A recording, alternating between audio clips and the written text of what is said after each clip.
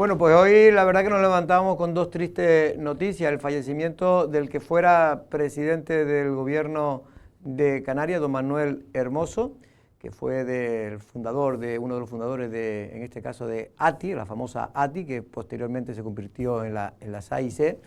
Y también el fallecimiento, en este caso, de un lanzaroteño, don Antonio Lorenzo, cronista oficial de Arrecife. También eran coetáneos. Bueno, don Antonio era un poco mayor, tenía 92 años y don Manuel Hermoso creo que eran 89, estoy hablando de memoria. Desde aquí, pues, darle un abrazo a toda su familia. Y luego vamos a intentar hablar, sobre todo porque lo de Antonio Lorenzo lo hemos enterado entrando aquí en el set de Café de Periodistas, pero sí, Manuel Hermoso ya lo sabíamos desde primera hora de la mañana, porque el gobierno de Canarias ya nos transmitía una nota de que se declaraba luto oficial, creo que 3 días, en Canarias por la muerte del que fuera presidente, Manuel Hermoso. Y hablaremos con José Barragán, que también fue un hombre que compartió, aunque es muy joven, en aquel momento José Barragán, pero compartió muchas historias y fueron los que fundaron también dentro de la AIC también después lo que era la Coalición Canaria. Pedro Martín, buenas tardes. ¿Cómo estamos, ¿qué tal? Pedro? Muy bien, buenas tardes, y darles el pésame a ambas familias, especialmente a la que le toca, en este caso más cerca aquí a Lanzarote, ¿no? La de Antonio Lorenzo. Sobre todo a su hijo Antonio y a su hijo Augusto, y además tiene también una hija que ahora no recuerdo su nombre. Buenas tardes, Valentín, ¿cómo estamos? Buenas tardes, Jorge, y me sumo también a las condolencias a la familia de Antonio Lorenzo y también a la del expresidente del gobierno, Manuel Hermoso, ¿no? Bueno, Antonio Lorenzo, porque después ya hablaremos más, en este caso Pedro, de Manuel Hermoso con Barragán. Antonio Lorenzo, hay que tener en cuenta que Antonio Lorenzo fue presidente, el primer presidente realmente democrático, entre comillas. Sí, el 80 creo que no, fue. fue en el 79, sí. fue justo después de la aprobación de la... Sí, en el 80 no estaba de presidente, hasta el 81 creo que fue. Creo, ¿no? Creo que hasta el 81, hasta sí, el 83. Hasta el 83. Hasta el 83. Primer 83, que después lo sustituyó Enrique Pérez Parrilla, que fue ya las primeras, digamos, totalmente democráticas. La del 82. Presidente con 82 nacionales y después la del 83. Presidente con UCD. Él también creo que perteneció a UCD, y luego fueron es toda que esa gente, no había nacido toda en esa ese generación. Luego, conjunto con Honorio García Bravo, que era alcalde de Yaiza, y Antonio Cabrera. Las agrupaciones insulares de Lanzarote, AIL. La AIL, que fue luego el germen de las AIC. Que era el partido de los alcaldes, ¿no? Era el partido de los alcaldes, eran los 4 alcaldes. En este caso, Dimas fue posterior, porque Dimas fue en el 83. Ellos ya eran alcaldes antes. Es decir, Luis Perdomo, Antonio Cabrera, que fue alcalde de San Bartolomé, también fue de Arrecife. Y también Honorio García Bravo, que ya, también coincide en este caso. Participaron además después en la censura de Hermoso a Jerónimo Saavedra. A Jerónimo Saavedra, porque Manuel Hermoso fue en 2 ocasiones presidente. La verdad que en una fue más corto su mandato, que fue esa moción de censura que se presentaron. Fue en el 93. Y efectivamente, Antonio Lorenzo, que bueno, vivía muy cerca de aquí, vivía en la casa familiar, que no sé si ahora siguen viviendo ahí alguien, pero la casa familiar está pegada aquí al Arrecife Gran Hotel, y ahí se le ve a él paseando. La verdad que era un hombre que tenía una salud de hierro, porque con 92 años, hasta hace muy poco, yo lo veía que... Y una mente muy privilegiada. Bastante preclara, que él estuvo en activo incluso en medios de comunicación, colaborando creo que durante muchísimos años, hasta hace 3 o 4 años. Hasta 2018. Y fue cronista oficial de Arrecife o de Lanzarote. No, de Arrecife. De Arrecife, ¿no? Durante muchos años. Y tiene varios libros que siempre, hombre, sobre todo para aquella gente que no conocían el Arrecife viejo, pues son muy interesantes. Sobre todo hay uno de personajes. Tienen lo de historias menudas, Historias menudas, ¿no? Que tienen como 3 ediciones. Sí. Y ahí hay una de personajes, ¿no? de Lanzarote, que más que eran personajes que todo el mundo conocía. Estoy hablando del Lanzarote de los años 60, 70, ¿no? Y que él escribía sobre ellos de manera muy cariñosa, muchos de ellos. Bueno, pues de aquí, insisto, darle un fuerte abrazo a toda la familia de Antonio Lorenzo.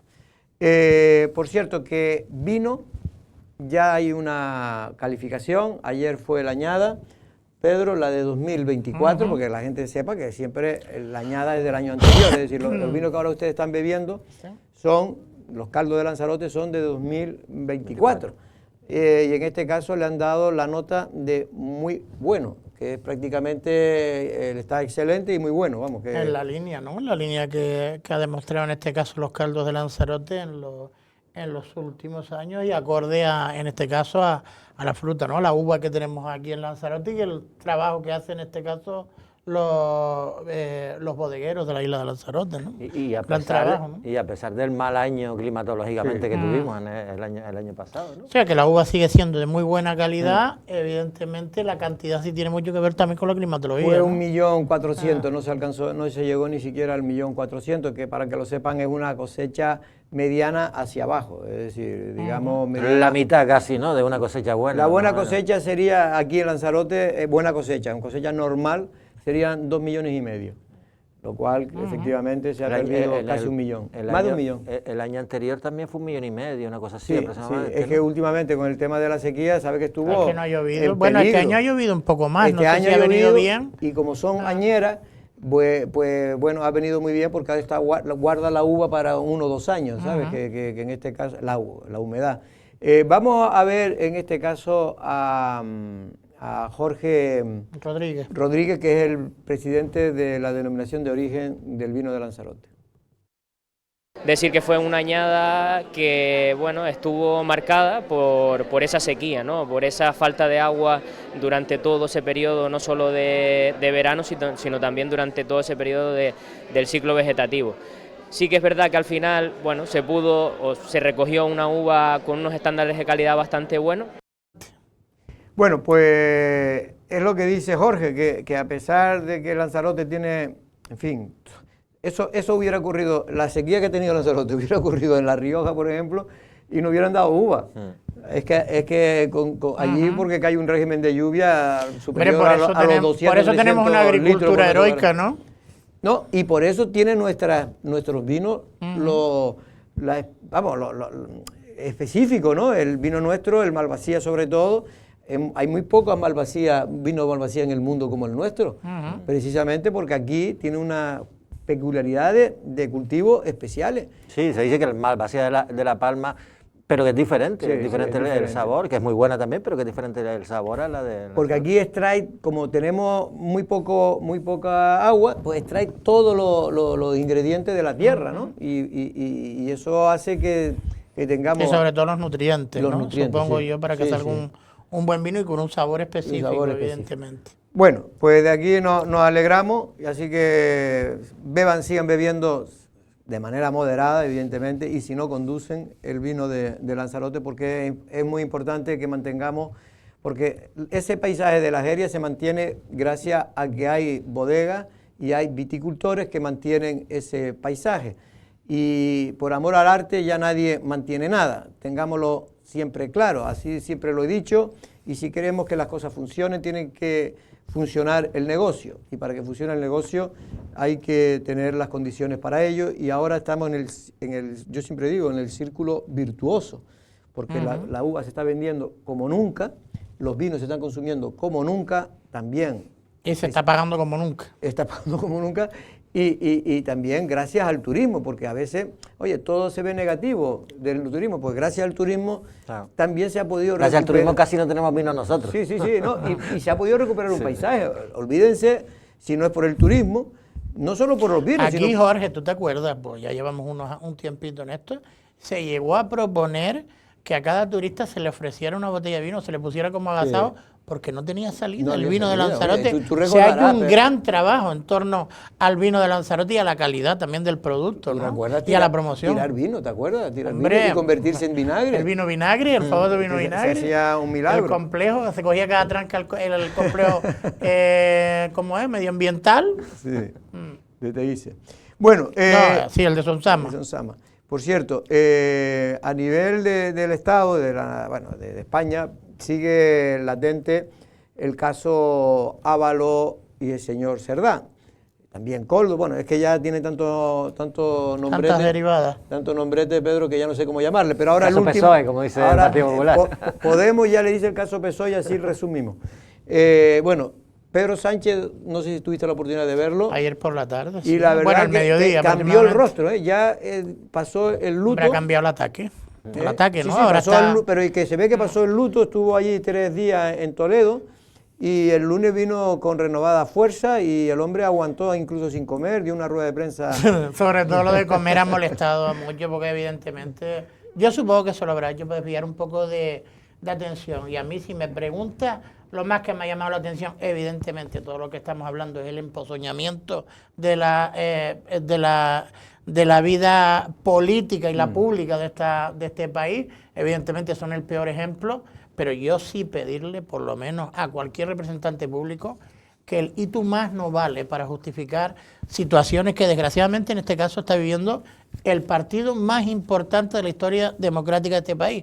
Eso es decir, que el Partido Popular, que está en su trabajo, en su misión, criticar al actual grupo de gobierno o al gobierno de este país y criticar la situación terrorífica que está pasando, porque ellos lo hayan pasado en su momento, no les quita ni un ápice de autorización para criticarlos actualmente. Porque ya pagó. ¿Pero qué esperan? ¿Que la gente no diga nada? Y que el Partido Popular ya pagó. No, por eso está donde está. Perdona, Valentín, pero es que tenemos y se tiene que ir a José Barragán, que habíamos quedado con él para comentar, aunque sea 2 o 3 minutos, la semblanza y la figura de don Manuel Hermoso, que fallecía hoy a la edad de 89 años. Don José, ¿cómo estamos? Hola, buenos días a todos. Bueno, don José, pues hoy sin duda una noticia triste para Canarias, pero sobre todo para el nacionalismo también, ¿no? Efectivamente, date cuenta que Coalición Canaria tiene 2 fechas, una la famosa moción de censura, en la que Manuel Hermoso es presidente, aunque gana las elecciones en las siguientes elecciones, y otro cuando ya nos constituimos formalmente como organización política. Para nosotros, Manolo es un referente en esa unidad porque él entendió que el proyecto tenía que nacer desde abajo hacia arriba, desde la municipalidad, desde la insularidad, hasta terminar en el concepto archipelágico de la unidad de Canarias, y eso ha sido una parte de nuestro ADN en la formación de Coalición Canaria. Y también hay que decir que desde el punto de vista de como presidente del gobierno, en su etapa, se articuló, se formó la arquitectura más moderna que tiene ahora mismo el régimen económico y fiscal, y por otra parte también se consolidó lo que era un trabajo que incluso nos dijeron que era un disparate en aquella época, de consolidar lo que era el concepto de región en el marco de la Unión Europea. Esos son hitos importantes en lo que es el devenir de la historia de Canarias, y que Manolo contribuyó muchísimo a ello, ¿no? Manolo y su gobierno.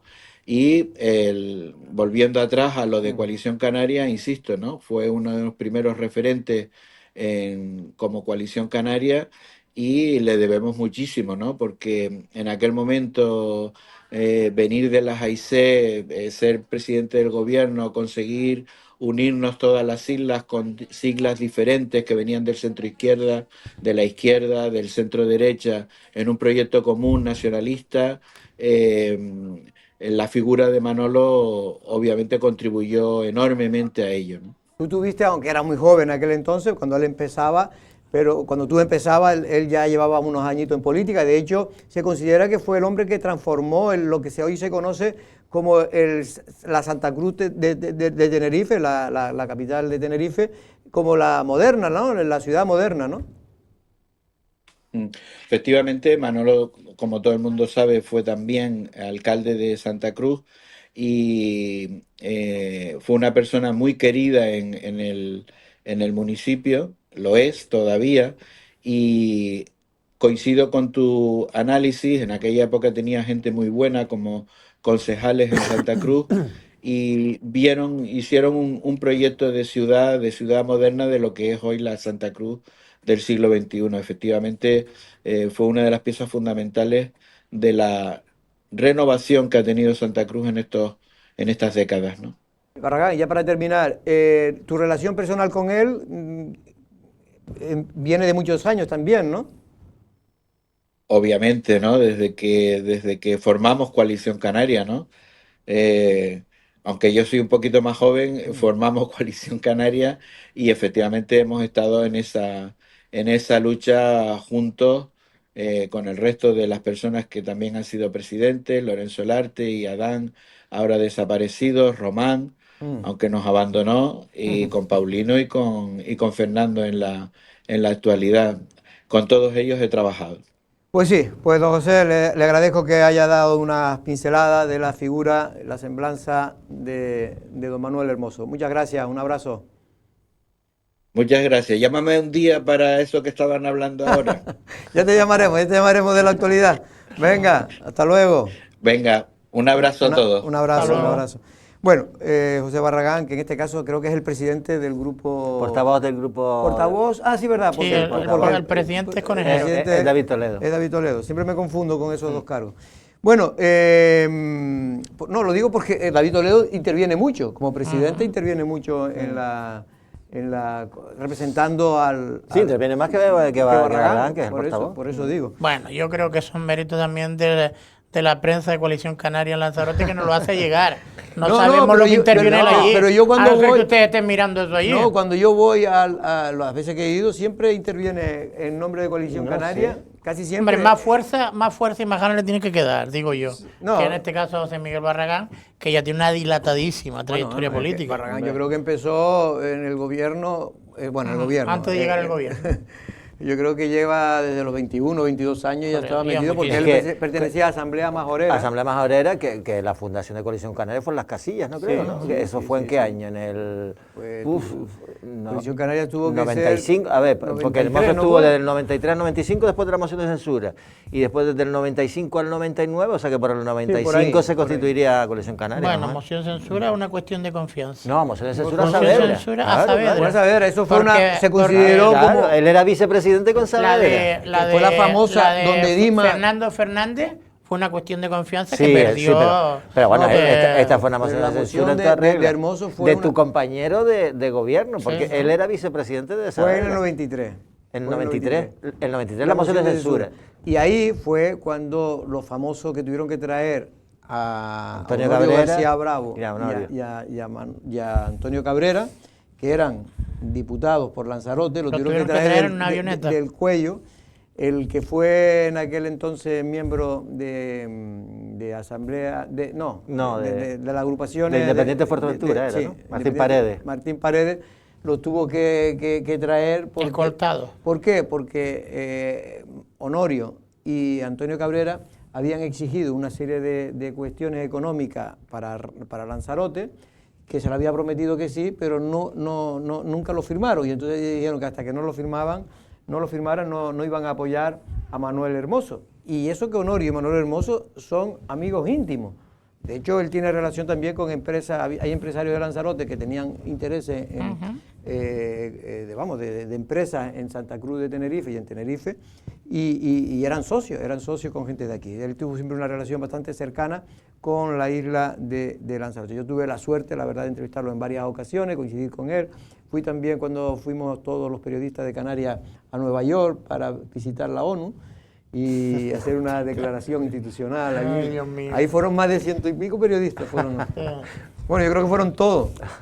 Bueno, Unas atrocidades que se han hecho también a costa del erario público. bueno, no, había que pagarlo cada uno, ¿eh? Vale, Allí- sí. allí- Sí, no, como no. a Boca Ratón, que también fueron pagados. No, todos. esa no, eso fue No, pero eso eso fue privado. una invitación privada. Que es diferente. No, esto fue pagado, ¿eh? Esto fue pagado. Sí. Lo que pasa es que nos permitieron llegar Subvencionada. No, acuerdos con turoperadores, porque fue un acuerdo para que nos saliera todo mucho a los medios de comunicación más barato el viaje. Pero yo recuerdo que pagamos todo, el hotel y también Bueno, ahora sería el avión. inasumible, ¿no? Por el precio que tiene en Nueva York, ¿no? La estancia. Bueno, ahora sería mucho más costoso. Bueno, por cierto, que es me están diciendo que hoy también Pepe Torre fue un coetáneo también, aunque no tenga que ver, él mucho más joven que el amigo Manuel Hermoso, pero también Pepe Torre vivió muchas historias con Manuel Hermoso.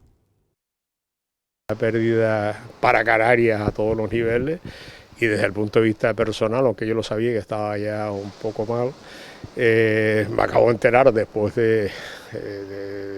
bueno, casi de empezar la jornada, y la verdad es que es una pérdida muy importante para Canarias, sobre todo porque nos estamos quedando sin referentes políticos. De progresar de UCD a lo que era ATI, fue capaz en un momento determinado de saber que el modelo isla no servía y que era necesario construir una fórmula archipelágica que fuera capaz de dar soluciones integrales al tema de Canarias, ¿no? El salto de ser alcalde de Santa Cruz a presidente del gobierno lo llevó a enfrentarse a situaciones muy delicadas. Bueno, pues le agradezco también a Pepe Torres, a José Torres, que haya intervenido aquí, porque queríamos hacer un pequeño nosotros desde Lanzarote, aportar nuestro grano de arena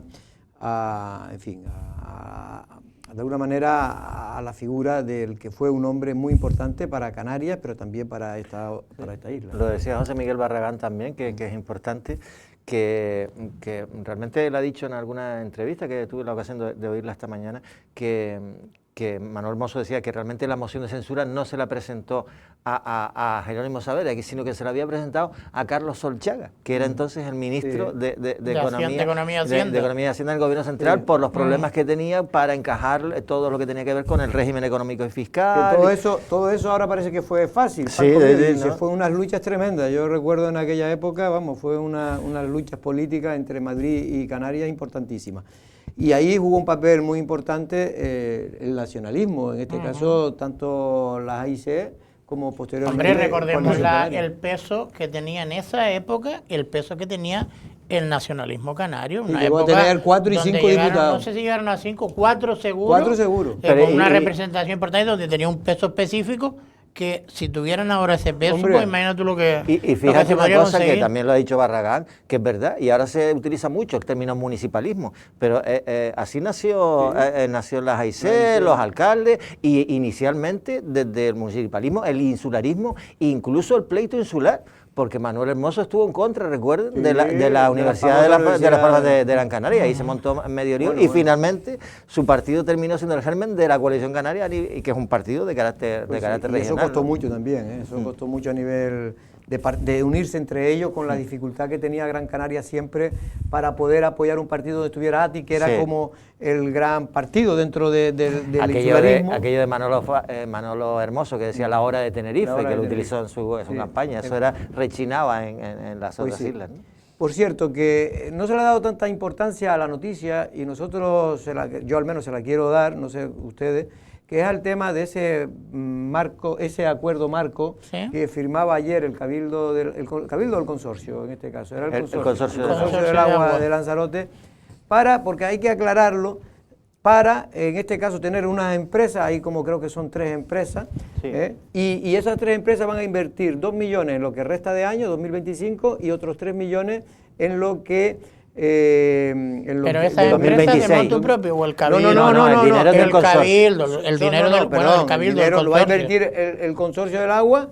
Pero cada una ejecuta 2 millones. No. 2 millones va a ejecutar entre las 3 en 2025 y 3 millones en 2026. Eso son 5 millones de montante total. Pero que digo que es importante porque se ha habido cierta confusión. Hoy me preguntaba Erika en las voces de la mañana y yo creía, porque había oído en otros medios diciendo que era para las averías. No tiene que ver nada con las averías. Esto es lo que es, porque lo digo porque llamé hoy obras de mejora en las redes de canalización, ¿no? Sustitución de tuberías, tanto de saneamiento como de agua potable. ¿Cuáles? Las que los técnicos consideran que tienen más averías. Que tienen más averías. Por eso se confundía la gente que era para resolver averías. No, las averías ya Canal Gestión tiene a sus empresas para resolverlas. No, lo que sí que la sustitución, mejora y ampliación de las tuberías lo que hace es evitar la avería. Claro. Pero es, por ejemplo, él me ponía ejemplo, hay tuberías que a lo mejor se han roto en un año 10 veces. Pues entonces esas tuberías... Y el acuerdo marco lo que simplifica es la contratación, y se sustituye. Si eso también se hace con el tema de las infraestructuras en cultura, creo que hay acuerdos marcos, pero que eso es importante, donde van tirando diferentes instituciones. Pero ahí Osvaldo Betancourt, que viene de la empresa privada, fue inteligente, porque si esto lo tiene que hacer, cada vez que se rompe, quiere sustituir una tubería, lo tiene que hacer un procedimiento administrativo, sacarlo a licitación, no sacamos etcétera, ni 3 obras en todo el año. Vamos. Oye, yo no es por nada, pero y sin menoscabo, que no lo digan en plan peyorativo, pero si Osvaldo viene de la empresa privada, avísame cuándo fue, porque yo lo conozco desde que tenía 20 y pocos años como alcalde de Teguise, que estuvo. Bueno, el padre lo estuvo explotando, el padre estuvo 2 años. Trabajó 2 o 3 años. A ver, pues tenía que hacer un adelantado. La empresa privada me refiero que salía... Es que parece que se tira de todo. No, me refiero... Es un recurso lingüístico. Me refiero que, hombre, que tienen más mentalidad de hacer las cosas sí, que lo que con rapidez y con... Lo que ha mamado como hijo, digo, de un empresario. Ten cuidado con esto, ha mamado. Cuidado con esos términos, perdón. Me di cuenta rápido. Ahora, me di cuenta rápido, lo que ha mamado como hijo de empresario. Perdón. Vamos a oír a Domingo Ceja, que nos cuenta exactamente de qué se trata.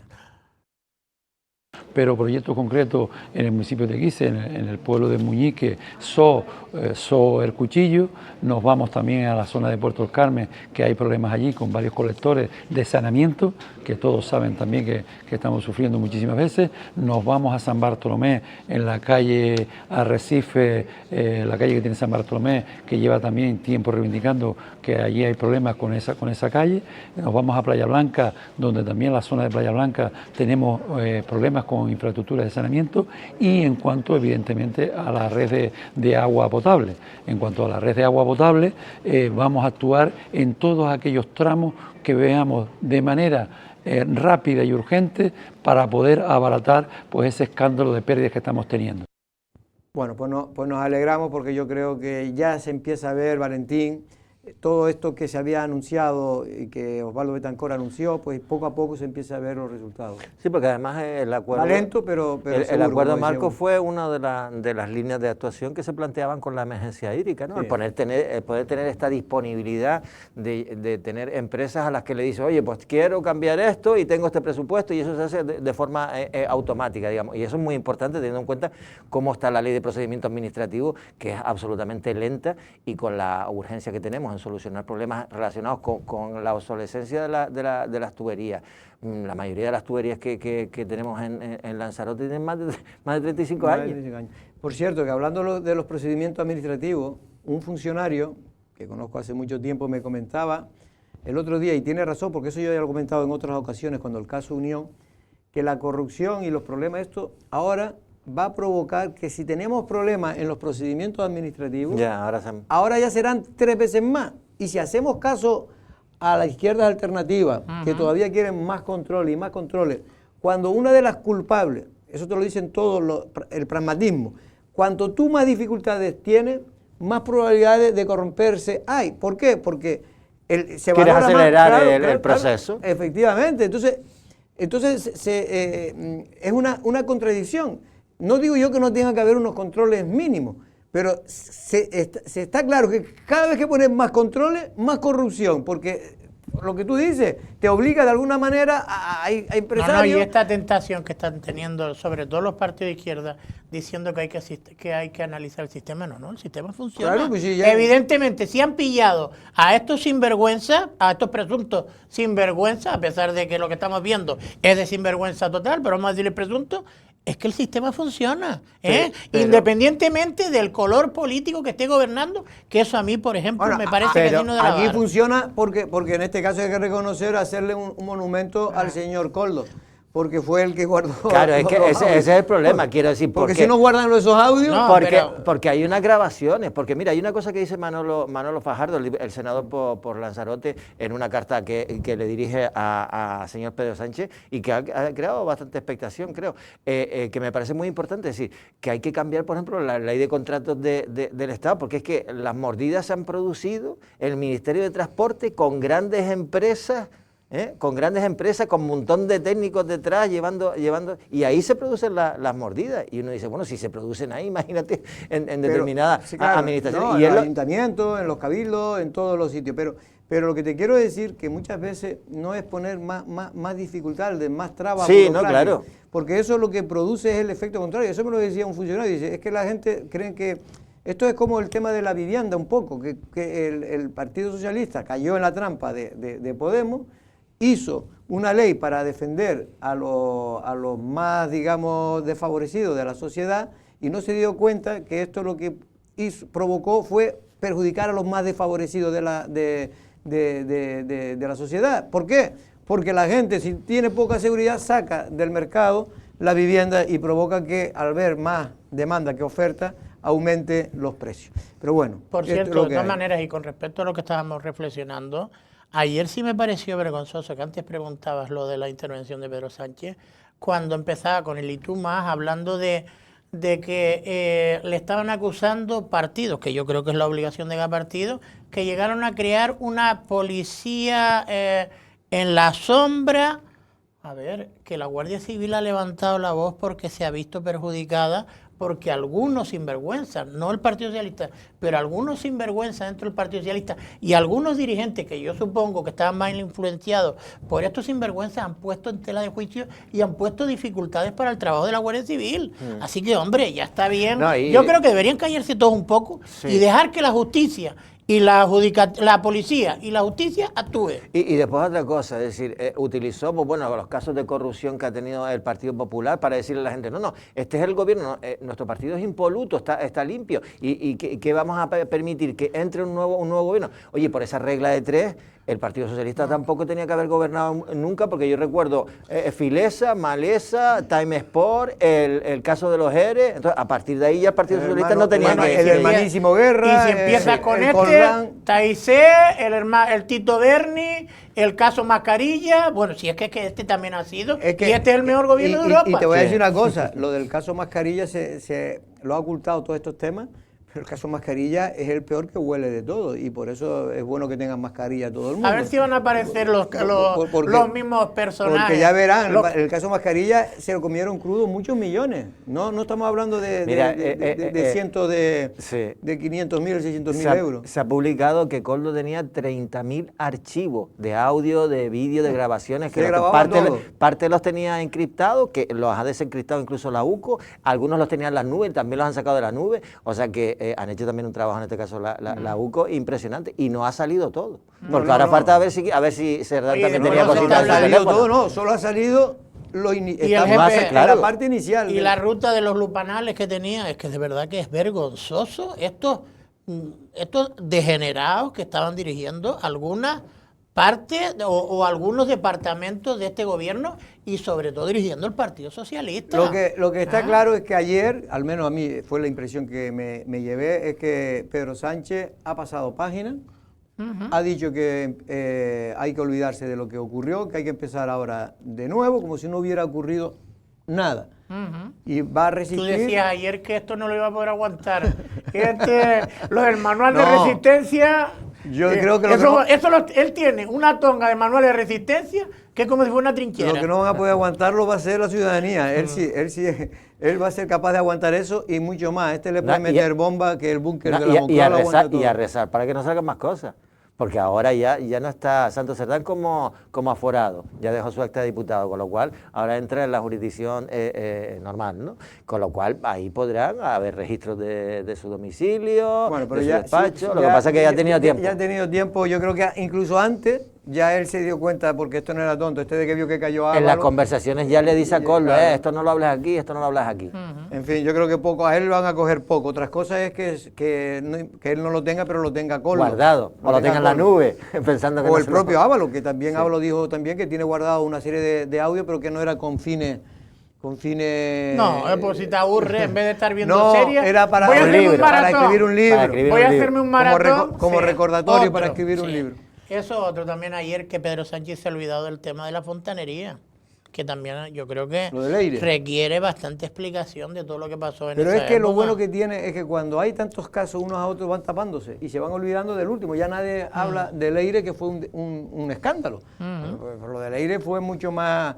En fin, fue un escándalo. Lo que pasa es que aquí cogieron a Casa Mayor, ¿no? Lo de Leire era intentar coger pruebas la actuación del... Para ir contra la UCO, para ir contra fiscales... Contra la UCO que estaba investigando a última instancia que le escribir un libro, afectaban. si no le servía sino para eso. Bueno, y casi 2 meses después ya se sabe por qué se fue ese cero eléctrico en España. Después, ya hoy el Consejo de Ministros anunciaba en la rueda de prensa que da la portavoz, anunciaba que ya estaba el informe elaborado y que se iba a dar a conocer, pero reparte culpa, en general dijo, que reparte culpa entre Red Eléctrica y las propias operadoras del sistema, es decir, pues Endesa, en fin, toda le reparte la... Era lo previsible. El único que no es culpable es Pedro Sánchez. Bueno, vamos ahora con el entrevistado. Tenemos al alcalde de Yaiza, Óscar Noda, que vamos a hablar sobre todo de esa anulación del Plan General de Yaiza.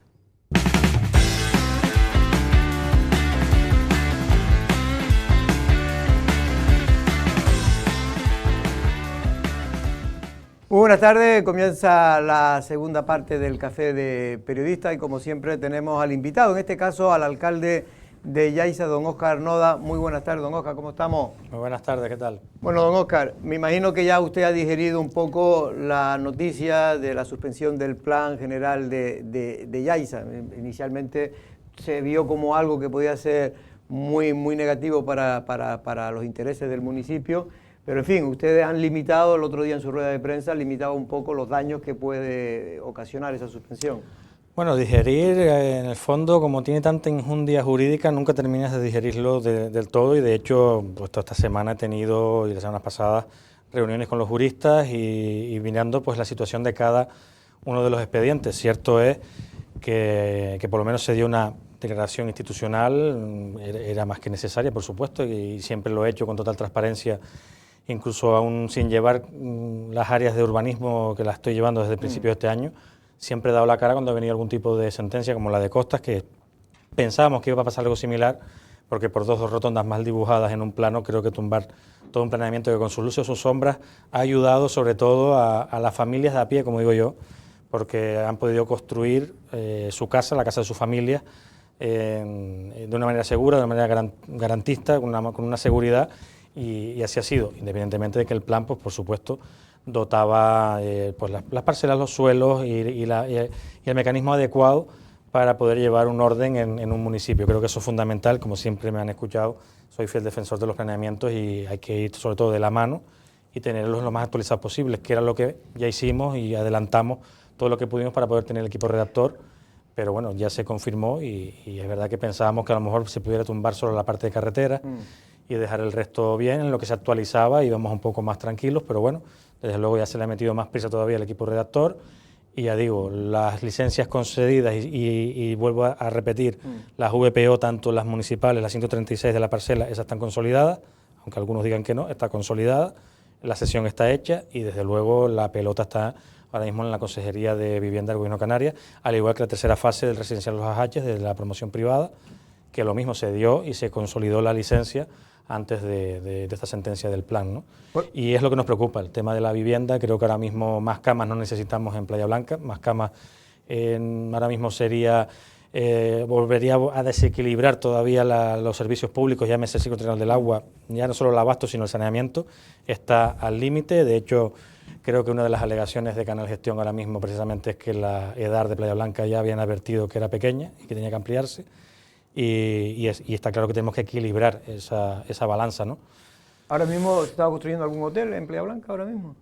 A ver, construyéndose como tal, creo recordar que no han empezado, pero sí hay otra, creo que se dio una licencia, se dieron dos realmente, una en lo que es el plan parcial Playa Blanca y otra cerca de lo que es el Cala, hay una parcela por ahí.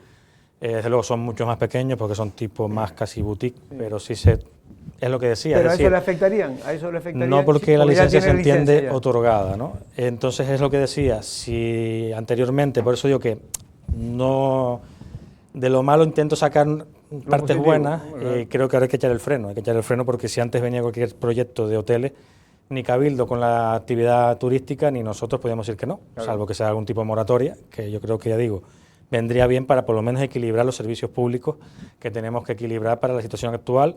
Tenemos una planta hotelera en Yaiza que creo que es de las más modernas, Planes de modernización sí podrían caber para poder Ahora actualizar se y acaba modernizar. de anunciar que hay un protocolo, ¿no? Que se va tanto de Yaiza como de Costa Teguise.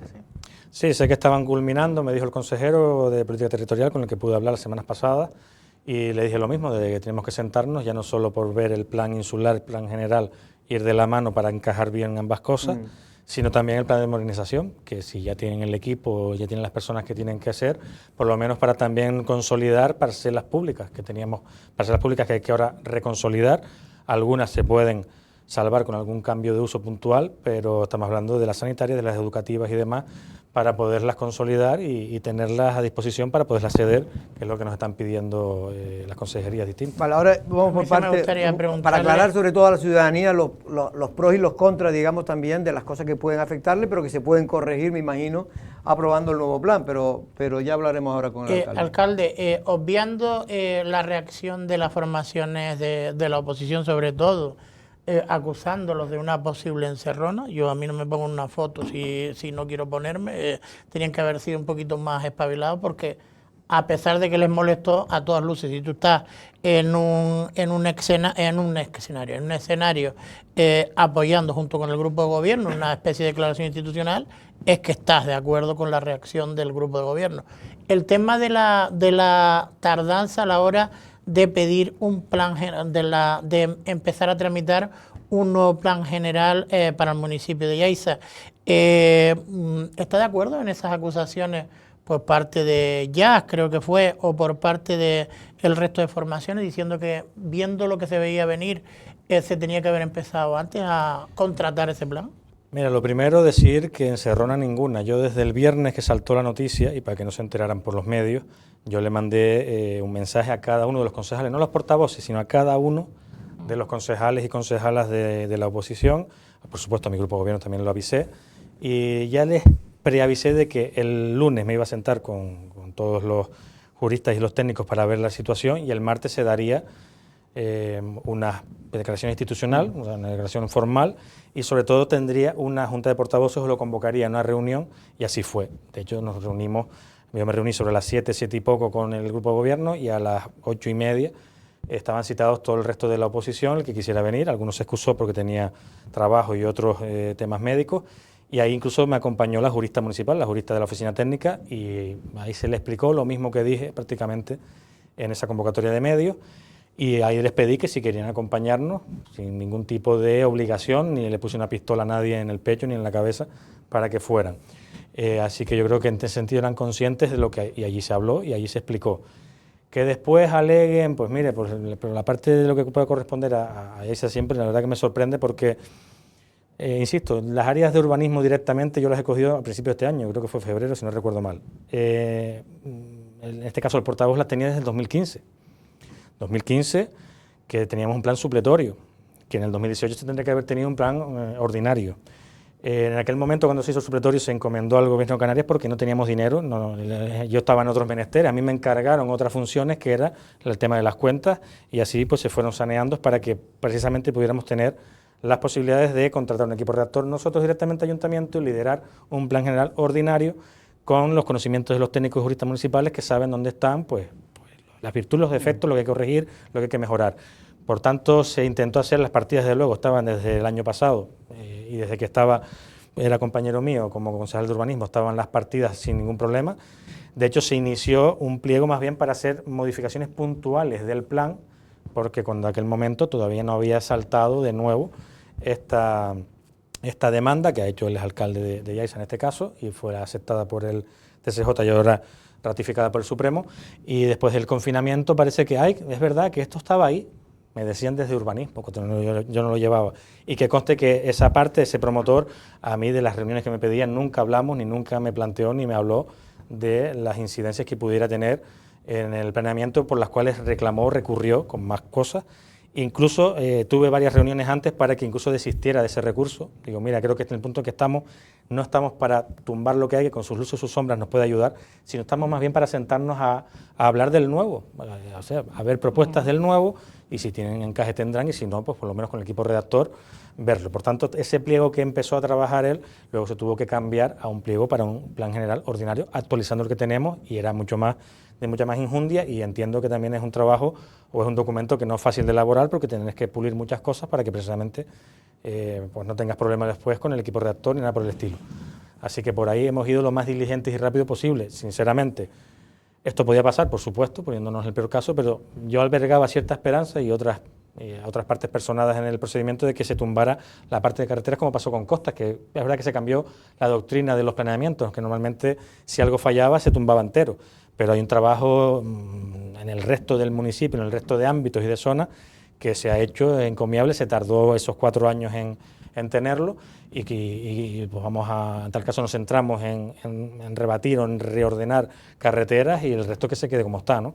Pero bueno, no pudo ser así. De hecho, esa tesis creo que, no sé si se ha aprobado, pero yo oí a Fernando Clavijo hablando de esa posibilidad de que efectivamente de que no se anulen los planes generales, porque ya con lo que cuesta hacerlo, algunos hasta 8 y 10 años, y luego por un detalle mínimo que no afecta al plan general, como es el caso de lo que ocurrió en Yaiza, se anule todo, ¿no? En ese sentido te comento, y aprovecho ya que lo nombras, yo estuve reunido también con el presidente del Gobierno de Canarias, porque había una modificación de la ley del suelo que te permitía que si pasaba algo similar, para que no se tumbara un planeamiento entero, te daban 1 año para poder corregir por la causa por la que se tumbó, que hubiéramos corregido esas carreteras, esas rotondas. Se busca otra solución, que hay que buscarla porque es un acceso importante a una zona donde soporta mucho tráfico, y se hubiese sacado. De hecho, tenía preparadas incluso unas alegaciones para que incluso, en este caso, Cristina Valido las pudiera presentar arriba en el Congreso de los Diputados, pero luego se quedó sobre la mesa, luego no tenían los apoyos, y bueno, pues luego ha pasado todo lo que ha pasado a nivel nacional. Alcalde, de todas maneras, previamente el Tribunal Supremo había anulado parte, ¿no?, del plan general, lo que tenía que ver con el dominio marítimo terrestre. En ese momento, y teniendo en cuenta que ya se sabía que había otro recurso por el tema del carretera y de la rotonda, en ese momento no se pudo intentar ya iniciar un nuevo procedimiento por lo que pudiera pasar, desde que el Supremo ya puso, digamos, reparos a todo lo que tiene que ver con la ordenación del litoral.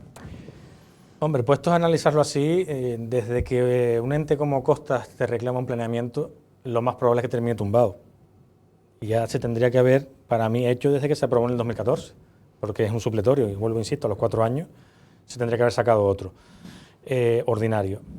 Es verdad que el de Costas, ya digo, cambió la doctrina, era el que pensábamos que lo iba a tumbar, o que se pensaba en aquel momento que pudiera tumbar todo el plan, y se decidió tumbar en la zona donde afecta a Costas, porque normalmente no había informe al respecto. Y por la sentencia de este en concreto, incluso de las rotondas, el informe que decía que las rotondas no eran viables y era negativo era el informe del Cabildo, Carreteras del Cabildo, que bajo nuestro punto de vista, basándonos en la ley, sobre todo la última, la 3940, no es vinculante, es preceptivo, hay que pedirlo, pero no es vinculante. El que vincula es el del Gobierno de Canarias, de la Consejería del Gobierno de Canarias, que ese al menos no decía que no fuera viable, sino que era positivo.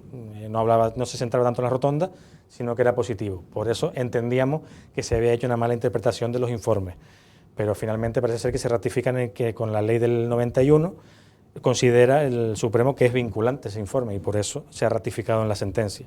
Nosotros creemos que, por ese lado, de todos los demás ítems que reclamaba este promotor en concreto, tenían mucha más injundia a lo mejor o más peso dentro de la aprobación del plan que por las 2 rotondas, pero bueno, esto es así y es lo que ha tocado.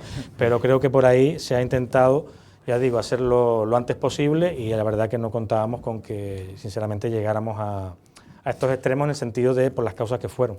Y una curiosidad, alcalde, ¿se puede aprovechar los trabajos que se hicieron para sacar adelante el plan general supletorio, para adelantar trabajo para el futuro plan general? Efectivamente, por eso digo que creo que hay que partir de un calco de lo que tenemos, y luego si hay cosas, hay zonas, hay determinadas errores que hemos detectado nosotros, errores que nos han trasladado algunos pues particulares o propietarios, y luego sí ver esa solución de carreteras que tenemos que tener en Playa Blanca seguro, esa circunvalación que no se reflejó en el supletorio, creo que la tenemos que tener, es un tramo que va por fuera, está casi dibujado en tierra, para poder tener más holgura en los tráficos, ¿no? Y todo eso lo tiene ya el equipo redactor, tiene incluso todos los planeamientos, todo lo que son planimetrías, en DWG, es decir, que es el editable, lo tienen ya desde el primer momento, el minuto cero de la primera reunión que tuvimos con ellos, se le pasó toda esa documentación y ahora tienen pues 2 meses para tener esas iniciativas primeras, iniciales, y luego 6 para poder tener lo que sería un borrador inicial, que ya se empezará pues, a hacer esas reuniones con los pueblos, promotores, con oposición, y yo quiero hacer parte de este plan, porque tiene que ser así, con Cabildo en el caso del plan insular, o plan de modernización si hay que encajar alguna cosa, y a partir de ahí ya luego son informes sectoriales, el medioambiental, que es donde suele pues, retrasarse más, y sobre todo si no se aprueba también esa modificación de la ley del suelo, que a lo mejor podemos unificar 2 procedimientos, porque todas las exposiciones públicas son de 45 días, por tanto estamos hablando de que pues, nos podemos ir, vamos a ser en este caso pesimistas o ser prudentes a los 4 años, que el pliego tiene 2 más 2 de prórroga, pero no, estamos hablando de bajamos esos 3-4 años con toda seguridad. Si algo cambia y se puede agilizar algún trámite, pues lo abordaremos, por supuesto. Alcalde, perdona, es que me gustaría, porque es una de las cosas, nos llaman gente y tal, y me gustaría que fuéramos aclarando por parte, porque ya más bien la parte política ya se ha hablado, pero me gustaría más la parte, por ejemplo, a los vecinos de Yaiza, que son los que realmente, porque todo el mundo habla de hoteles, que es muy importante, sin duda, para el desarrollo económico del municipio, pero también hay muchos ciudadanos que están inquietos. Por ejemplo, me decían, gente, por ejemplo, en Yaiza, eso tiene menos problemas, ¿no? Porque en Yaiza, el casco de Yaiza ya existía en el plan del 73, pero por ejemplo, UGA tampoco tiene problemas, pero FEME y La Breña, por ejemplo, ¿ahí qué va a pasar? Sí, efectivamente, al anularse el plan del 2014, en este caso, nos tenemos que ir al último planeamiento aprobado, que sería el de 1973 en los pueblos y cascos de Playa Blanca, y en el resto del municipio los planes parciales, que en los planes parciales en su momento se intentó reflejar en el plan general todo lo que había en los planes parciales. Puede ser que se cambie alguna cosa, y en el caso del plan del 73 habrán cosas más laxas y cosas mejores, ¿no? O zonas mejores. Yaiza UGA más o menos se mantiene, aunque en Yaiza es verdad que las afueras, sobre todo, sí habían zonas donde se incluyeron como urbanas en el plan ahora mismo. Sí, que se amplió, digamos, el casco. Sí, en el 2014, UGA algo parecido, pero sí es verdad que FEMES y Las Breñas, con el plan que se acaba de anular, sí se metían más zona urbana o se consideraban núcleos urbanos, y en el 73 son asentamientos rurales. Por tanto, obras de conservación se pueden hacer, y cualquier tipo de obra nueva o ampliación se tiene que tener el visto bueno del PIOL, o sea, del PIOT, del Plan Insular del Cabildo, que en breve ya el consejero me adelantó que probablemente suspenderían licencias, porque una vez que se llega a una parte inicial o a la aprobación inicial, se tienen que suspender licencias de manera temporal, ¿no?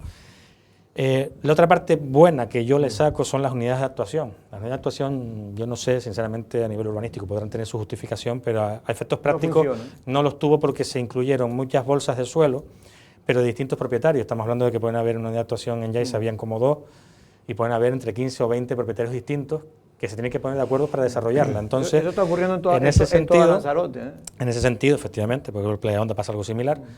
En ese sentido, es verdad que habían familias que yo recibí ya siendo alcalde y me decían, oye, tengo unas parcelas aquí que quiero segregar para mis 2 hijos, mis 3 hijos, para que se puedan hacer su casa, y en eso es donde ahí es la preocupación nuestra y mía de las familias, ¿no? De esas familias de a pie que no vienen a montar ni un hotel, ni una vivienda vacacional, ni nada por el estilo, sino la casa de sus hijos, la casa de mi futuro, de donde voy a vivir y voy a tener mi familia.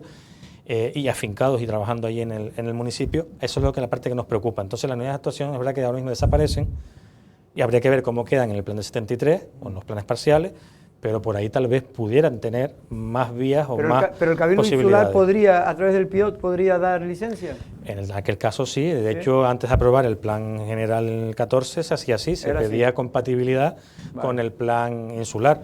Desde luego con las restricciones que tuviera el plan del 91, el plan insular del 91. Claro, el problema ahora es que en el momento en el que estamos en el plan insular, lo que dice el alcalde, que lo que se hace es limitarla, o sea, no conceder la licencia. No, que se puede suspender licencia. Suspenderlo, eso. Porque eso suele ocurrir cuando se está redactando para evitar precisamente que alguien se aproveche, ¿no? Me imagino que debe ser para alcalde, sí, no, sobre todo porque si tú tienes ya un borrador inicial que va a ir a alegaciones, no puedes dar ningún tipo de licencia que pueda modificar lo que tú estás aprobando. Entonces es normal, nosotros también, de hecho, cuando el plan supletorio tuvimos que suspender licencias hasta que ya finalmente se aprobó. Alcalde, que decía antes que las viviendas de protección oficial, las VPO, esas están aseguradas, pero que la 135, ¿no? Que la pelota está en el tejado de la Consejería de Obras Públicas. Está ahora, pero también estaba antes. Quiero decir que quien tiene que desarrollarla es el Gobierno de Canarias. Lo digo porque da la sensación de que cuando dice que la pelota está en el tejado, como que en el Gobierno de Canarias ahora esto haya cambiado y no se pueda desarrollar.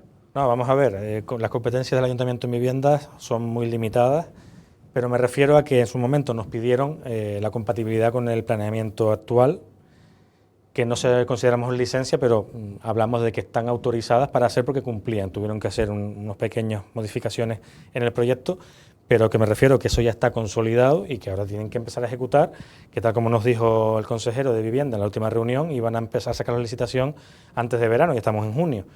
Y desde luego lo último que hablé con el director general de Vivienda es que ahora tenían que buscar una partida importante para urbanizar primero la parcela y luego ya construir las casas. Yo entiendo que incluso en esa autorización que se le ha dado o compatibilidad con el planeamiento estaba ya incluida la urbanización, o sea, las obras de urbanización de esa parcela.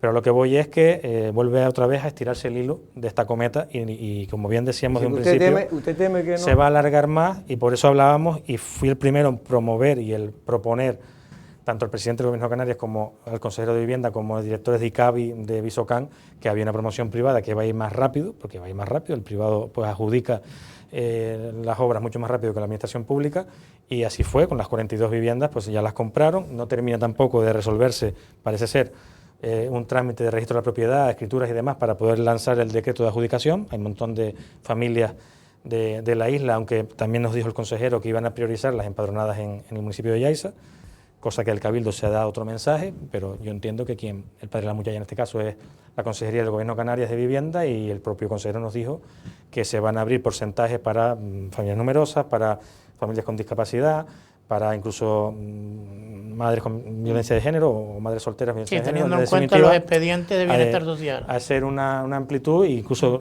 le dije que cuando publicaran ese decreto que nos avisaran para poderle dar publicidad y que la gente, pues a final de cuentas, las familias interesadas se puedan presentar, y si no se encuentra el cupo completo en el municipio de Yaiza, ya se ampliaría hacia el resto de la isla. Alcalde, y el resto en este caso, adquisiciones, el Cabildo de Lanzarote adquirió, no sé si viviendas inacabadas o terrenos en UGA, que puede ser ya más problemático.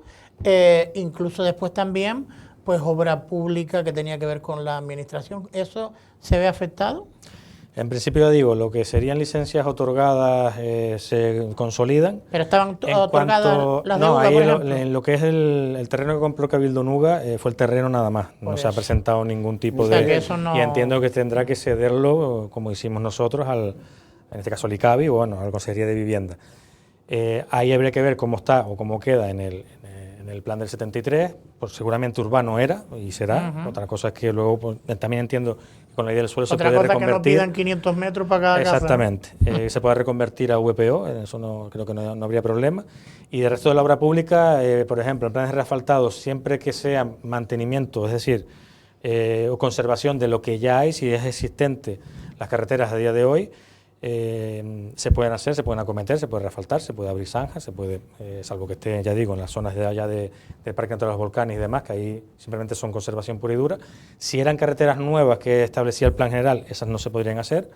Y en cuanto a lo que son la parcela deportiva, se mantiene igual, porque de hecho en el plan anterior es también de equipamiento, en la zona donde está el SEO y demás también es equipamiento, que si hay que hacer algún cambio de uso lo puede hacer el ayuntamiento y es un trámite medianamente rápido. Pero sí que prácticamente se mantienen todas, y en algunas de las que hemos intentado y hemos cedido, igual, se mantienen como urbanas seguro, equipamiento seguro también, y en otras pues sí hay que ver cómo queda, pero es verdad que no se había del todo ni cedido, ni desarrollado, ni establecido, y ya digo, siendo propiedad municipal, se puede hacer cualquier cambio de uso en cualquier momento y lo haríamos desde el ayuntamiento directamente. ¿Estaba previsto un SEO en Playa Blanca? No, el SEO ya está. Lo que estaba previsto era la parcela del instituto, el instituto de Playa Blanca. ¿Ese es el que podía tener dificultades? Ese es el que puede tener dificultades, una parte de la parcela, porque era una parcela muy grande, de más de 50.000 metros cuadrados que teníamos en el vial de enlace este que va al Hotel Nuevo, sí, a la izquierda, pero está compartida en dos planes parciales, ¿no? Plan parcial Playa Blanca y plan parcial Castillo del Águila. Entonces, el del Castillo del Águila entendemos que sí se mantiene y era además como de equipamiento, o al menos dotacional. Cierto es que pues ahí hay que ver si hay que hacer algún tipo de cambio de uso o si esa es la zona de la parcela que entiende necesaria o idónea, en este caso la Consejería de Educación. Y luego estaba la ampliación del SEO, que es lo mismo, esa parcela, quiero recordar que es la 69, me parece, de Montaña Roja, igual es dotacional, habla más de deportiva, pero ya digo, los cambios de uso, que ahí es donde iría la biblioteca, centro de respiro y demás, se puede llevar a cabo un trámite medianamente no muy largo y tedioso y se pudieran cambiar. Porque es que no tenemos tiempo y me gustaría dos preguntas. Una, el tema de los hoteles, en fin, ¿cómo va a quedar este tema? Los que ya están regularizados, me imagino que eso ya no les afecta, ¿no? Sí, insisto, licencia otorgada y consolidada se queda consolidada, y con los que están sobre todo en ejecución de sentencia, porque los que estaban en trámites de presentar documentación, como suele decir, el que no se ha escondido tiempo tenido, y por la parte de nuestra, pues hemos requerido sus sanaciones en todo momento. Los 4 que hay en ejecución de sentencia, que estamos hablando del Papagayo Arena, Princesa Yaiza, Sunbow, y ahora lo que es un HL, que antes era el Río, eso también es verdad, que ahora hay que ver con la sala qué hacemos, porque hasta el momento se ha venido estudiando todo lo que es la parte urbanística, jurídica, técnica, urbanística, con el plan del 2014, que actualmente o recién anulado, si seguimos con esa vía o nos vamos al plan parcial o al del 73, no le afecta a ninguno, sería el plan parcial que corresponda, que pone, si es más laxo, si no es más laxo, porque entiendo que con los planes anteriores se concedieron las licencias de todos esos hoteles. Lo que pasa es que faltaba algún informe por parte del ayuntamiento, que es el motivo por el cual se anulan. De ahí para allá, es verdad que se están teniendo incluso reuniones con esos promotores para ver qué pasa, y yo entiendo incluso que los interesados dirán a la sala que se suspendan los procedimientos judiciales hasta que se aclare, la situación. Qué ámbito urbanístico se aplica, si el plan parcial o como documento comenzado se sigue aplicando el plan general anulado. Yo esa vía no la termino de ver, pero bueno, desde luego vamos a pedir aclaraciones a la sala, todas las posibles. Por cierto, me decían que hay un plan parcial que no estaba en el 73, el plan parcial Playa Blanca, ¿puede ser? Sí, efectivamente, si recuerdan, el plan parcial, incluso dentro del plan general, que se aprobó en 2014, había, no sé si a través de convenio, o por lo menos había un proyecto de urbanización de ese plan parcial, de consolidación y demás, pues se entiende que se viene abajo, es decir, se cae abajo, y no había plan parcial aprobado previamente, porque se anuló. Entonces ahí sí es verdad que ese también queda en otro limbo. Pero los que tengan ahí licencia ya, eso ya... No, sí, las concedidas y otorgadas están concedidas, ya están otorgadas. Esas están consolidadas. Alcalde, tenemos más preguntas, la verdad que tengo aquí más cosas, pero por cierto, para cambiar de tema, porque me queda un minuto, creo que hay este fin de semana una feria de empleo en Yaiza. Es el día 27. No, perdón. Este jueves, estamos hablando de otra mesa de formación. Sí, efectivamente, es algo muy similar, además está hecho con Geocan, como se hizo en el Open Mall, se hizo el año pasado en TIA, y bueno, es un nicho donde pues, las empresas que exponen, las ponentes, pues dan a explicar a aquellas personas que están buscando trabajo o mejoras en su ocupación laboral, dan a conocer pues, sus ofertas de empleo, condiciones y demás, formación incluso que se puedan dar. Hay varias charlas también de gente que viene desde la formación profesional, de la formación dual. Por tanto, creo que es importante tener ese nicho ahí, incluso empresas que aunque no monten están como ponentes, que vayan, conozcan a esta asociación incluso que reúne y trabaja con recursos humanos de distintos ámbitos, y al final de cuentas, pues bueno, tener ahí un nicho del empleo que aunque ya se tengan datos de empleo bastante buenos, pero al final no deja de ser empleos precarios, y con la problemática de la vivienda muchos de los trabajadores no se quedan, o muchas de restauración, hostelería, alimentación no encuentran personal para cubrir sus necesidades. De hecho, hay un problema ahora, y lo leía hoy creo que era en La Provincia, en el Canarias 7, que están preocupados desde el sector turístico en Canarias, porque viene un verano otra vez bueno, turísticamente hablando, y no hay trabajadores suficientes para poder ocupar todos los puestos, lo cual es un problema añadido ya al que ya existe ahora mismo por la falta de vivienda. Efectivamente. Pues alcalde, muchas gracias por estar por aquí y vamos a ver, ya iremos poco a poco viendo, porque esto también habrá que esperar a ver poco a poco para cómo se van resolviendo los problemas que se vayan encontrando en el camino. La esperanza, yo creo, en cualquier caso, hablando del plan general, hombre, es que veníamos, la gente, a ver, del año 73 era un plan ya. Cuando se aprobó el nuevo fue casi un éxito, porque un éxito, pero se había aprobado con mucho retraso, porque tenía que haberse aprobado mucho antes, un nuevo plan, y no supletorio, sino que un plan más ambicioso, ordinario. Pero bueno, aquello sirvió como, en fin, para solucionar problemas que habían ya en ese momento, pero esperemos que ahora el nuevo plan, que ya será un plan ordinario y más ambicioso, pues nazca en la fecha que usted decía, que calculaba 3, 4 años, ¿no? Sí, por ahí, siendo prudentes y sin cogernos las manos, como se suele decir, pero que intentaremos acelerar todo lo posible. Por supuesto, si están 2, pues mejor que estén en 4, Hombre, eso está claro. Si ya fuera 2 ya sería el éxito más, sobre todo porque yo creo que no se ha aprobado nunca un plan general en 2 años. Bueno, pues Óscar, muchas gracias. Gracias a ustedes. Valentín, nos vamos también. Saludos, Pedro, nosotros no es una amenaza, pero mañana, miércoles, volvemos a la misma hora.